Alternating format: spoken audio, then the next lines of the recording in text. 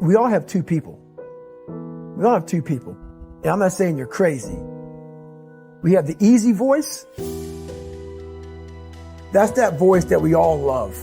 That's that very comfortable voice that's that mommy holding you saying it's going to be okay. Doesn't care how good you are, just loves you. Just loves you no matter how messed up you are in life. So that's that one voice. This other voice that we walk very far away from is a voice saying, hey man, you ain't doing shit. So we try to get this voice out of our head completely. And we live over here in this land. So what you have to do first is turn up this voice over here. The voice saying things to you that aren't nice. That it's in our head saying, you know what, man, dude, you're not doing shit. I'm not saying to put yourself down. I'm saying listen to the truth. And the truth isn't in the 20%. The truth is in this other part of your brain saying, look, man, you're wasting a bunch of percentage here. We have 80 more percent that we're not tapping into because in this other 80% is suffering, pain, failure, self-doubt, darkness, and then a whole bunch of light. But to get to this light, you gotta go through all of this. So a lot of us know that. I can get over here, but over here, man, this is much better because I gotta go through this journey that is not fun. This from 20 to 100%, this shit in between is not fun. So we decide to live over here. So everybody goes, how do we do that? You know exactly how to do it. You know exactly, it's not a magic trick. There's nothing I talk about that's a magic trick. It's all back down to a very primitive mindset of we just act. It's like breathing. Breathing becomes normal. Like you don't know that we're doing. That's how you have to live your life.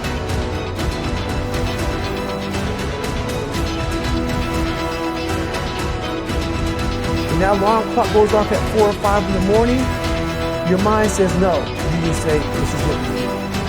It's what we do now.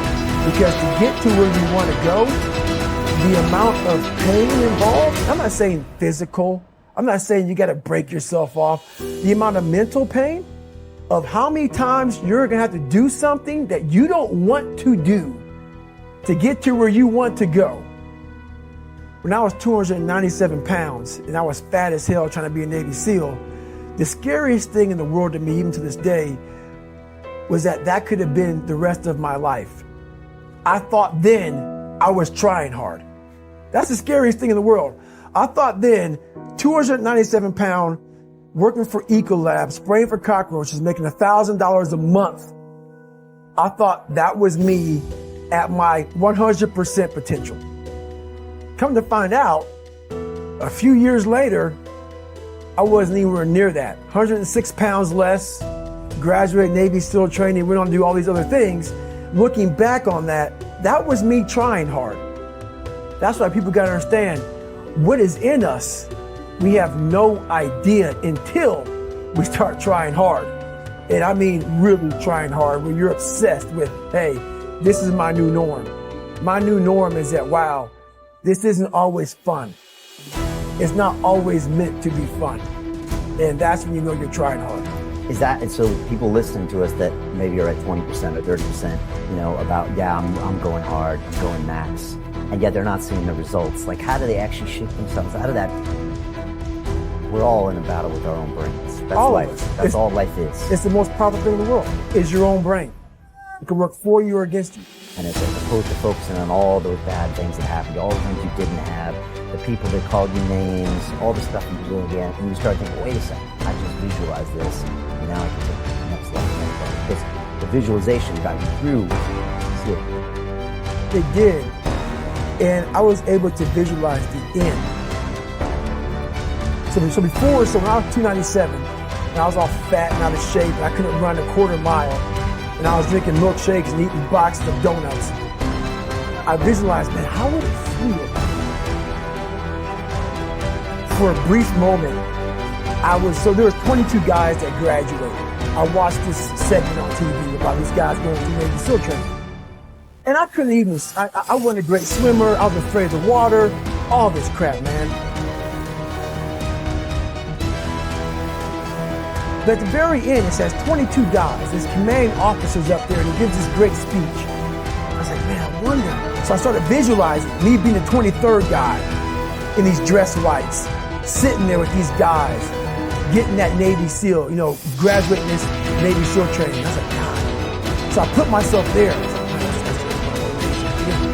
I put myself there at 297, not even able to do anything that these great men were doing. I said, man, I can feel it. I can just feel that. It lasts for 1 second.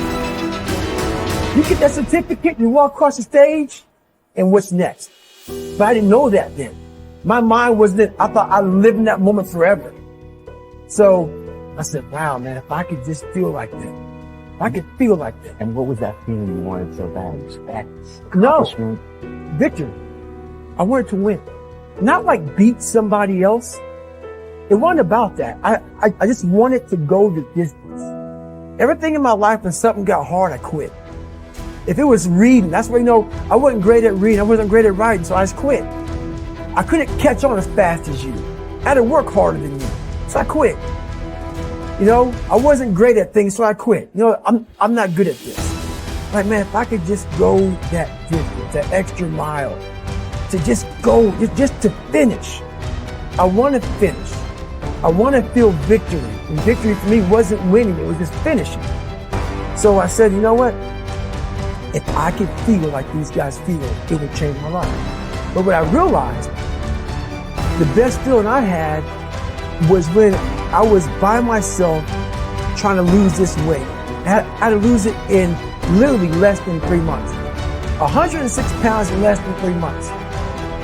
And literally, I started feeling victory just by putting myself in the battle. It wasn't about going to Navy SEAL training. It wasn't about being the 23rd guy in that chair. I started realizing, man, just by going to war with myself every day and putting these challenges and these goals and these obstacles, these insurmountable obstacles. So it wasn't about losing 106 pounds. Me losing 5 pounds was an accomplishment. Me losing 10 pounds and then 50 pounds. And then the more I did this, the more I gained confidence. And then the more I gained confidence, the more I realized these guys can't do what I'm doing right now. I had no coach, had no trainer, had no money. I didn't know how to lose weight. I had no knowledge of what I was doing. I was just working. I was just sacrificing. And then through that, all these different tools started coming up. But I would have never found these tools if I didn't put myself in a very uncomfortable place. We all look for toughness. We all want it, but we look for it in a comfortable environment. You will not find toughness in a comfortable environment. Those of you who are listening to this, whoever hear this, you will not find it.